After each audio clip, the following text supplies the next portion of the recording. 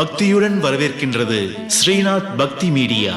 இந்த பதிவில் நாம் பார்க்க போவது செல்வங்களையும் புண்ணியங்களையும் பன்மடங்காக பெருக செய்யும் புனிதமான நாளான மங்களகரமான நாளான அக்ஷய திருதியை. சித்திரை மாதத்தில் அமாவாசைக்கு பின் வரும் வளர்பிறை திருதியையே அட்சய திருதியை. இது இந்து மற்றும் சமணர்களின் புனித நாளாகும். முதல் யுகமான கிருத யுகத்தில் பிரம்மனால் உலகம் தோற்றுவித்த நாள் அக்ஷய திருதியை ஆகும். அக்ஷய திருதியை திருமாலின் 10 அவதாரங்களில் ஒன்றாக கருதப்படும் 6வது அவதாரமான பரசுராமரின் பிறந்த நாளாகவும் கொண்டாடப்படுகிறது. இந்து இதிகாசங்களின்படி அட்சய திருதியை நாளில் திரேதா யுகம் தொடங்கியது. விநாயக பெருமானும் வேத வியாசரும் இதிகாசமான மகாபாரதத்தை இந்த நாளில் தான் எழுதினார்கள். அக்ஷய திருதியை நாளில்தான் அன்னபூரணி தேவியும் பிறந்தாள்.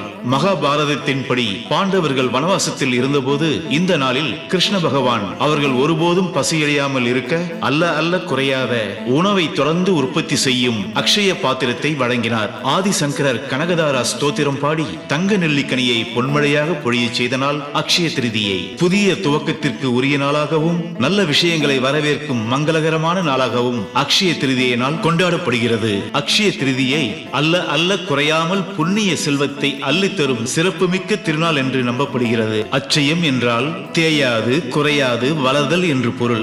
இந்த நாள் நல்ல பலன்களையும் வெற்றிகளையும் தரும் என்று நம்பப்படுகிறது. மகாலட்சுமி தவம் செய்து பெருமாளின் திருமார்பில் நிரந்தர இடம் பிடித்த நாள் அக்ஷய திருதியை என்பதால் அவர்களை பிரித்து வணங்காமல் ஒன்றாக வைத்து வணங்க வேண்டும். தங்கம் என்பது மகாலட்சுமியின் அடையாளமாக கருதப்படுவதால் மகாலட்சுமியின் அருளை பெற அக்ஷய திருதியை நாளில் தங்கம் வாங்கும் பழக்கம் ஏற்பட்டது. எல்லா நலன்களையும் குறைவில்லாது அள்ளி கொடுக்கும் இந்த திருதியை நாளன்று தங்கம் வாங்கினால்தான் தங்கும், அது மேன்மேலும் பெருகும் என்பதில்லை. அன்றைய தினம் என்ன வாங்கினாலும் அது பல மடங்காக பெருகும் என்பதுதான் நம்பிக்கை. அன்றைய தினம் வாங்கப்படும் எந்த பொருளும் இல்லத்தில் குறைவின்றி நிறைந்திருக்கும் என்பது நம்பிக்கை. உப்பு, அரிசி, ஆடைகள், ஏதாவது ஒரு பாத்திரம் என வீட்டிற்கு தேவையான மங்கள பொருட்கள் எதை வேண்டுமானாலும் வாங்கலாம். அட்சய திருதியை நாளில் ஏதாவது வாங்க வேண்டும் என வெளியில் சென்றுவிட்டு வெறுங்கையுடன் வீட்டுக்கு திரும்பக்கூடாது. எதுவும் வாங்க முடியாதவர்கள் பூ மட்டுமாவது வாங்கி வரலாம். இந்த நாளில் மட்டும் எந்த ஒரு நல்ல நேரமும் பார்க்க தேவையில்லை. அட்சய திருதியை அன்றைய நாள் முழுவதுமே சிறந்த நாளாகும். இந்த நாளில் செய்யும் எந்த ஒரு நல்ல காரியமும் 10 மடங்காக பலனை கொடுக்கும் என்று நம்பப்படுகிறது. மங்களகரமான நாளாகவும் புதிய விஷயங்களை துவங்குவதற்கு உரிய நல்ல நாளாகவும் இந்த நாள் கருதப்படுவதால் பெண் பார்ப்பது, நிச்சயதார்த்தம், திருமணம், புதிய தொழில் துவங்குவது, புதிய வாகனம் வாங்குவது, சொத்து வாங்குவது, முதலீடு செய்வது போன்ற சுபகாரியங்களையும் இந்த நாளில் செய்வது நல்லது. யாகம், பூஜைகள், புனித நதிகளில் நீராடுதல், பித்ரு தர்ப்பணம் போன்றவற்றை செய்யலாம். அக்ஷய திருதி அன்று தானம் செய்வது மிகவும் நல்லது. வஸ்திர தானம் செய்வது நல்லது. அன்னதானம் கொடுப்பதும் சிறப்பு. பசுமாட்டிற்கு உணவு தானம் செய்வது மிகவும் சிறப்பாகும்.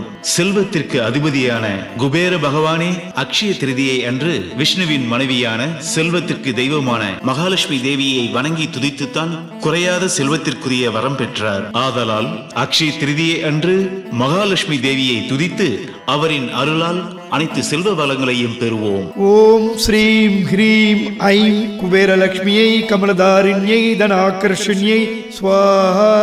மகாலட்சுமியின் மந்திரத்தை எப்போதும் சொல்லி வந்தால் வாழ்வில் எந்த ஒரு பண கஷ்டமும் ஏற்படாமல் நிம்மதியாக வாழலாம், செல்வ நிலையை அடையலாம். அக்ஷய திருதியை நாளில் வாங்கும் செல்வங்களும் செய்யும் தானங்களும் பல மடங்கு லாபமாகவும் புண்ணியமாகவும் அமையும் என்பதால் மற்றவர்களுக்கு நம்மால் முடிந்த தான தர்மங்களும் செய்து மகாலட்சுமி தேவியின் அருளை பரிபூரணமாய் பெறுவோம். மேலும் பல ஆன்மீக தகவல்களை காண ஸ்ரீநாத் பக்தி மீடியா சேனலை சப்ஸ்கிரைப் செய்து கொள்ளும்படி அன்போடு கேட்டுக்கொள்கின்றோம்.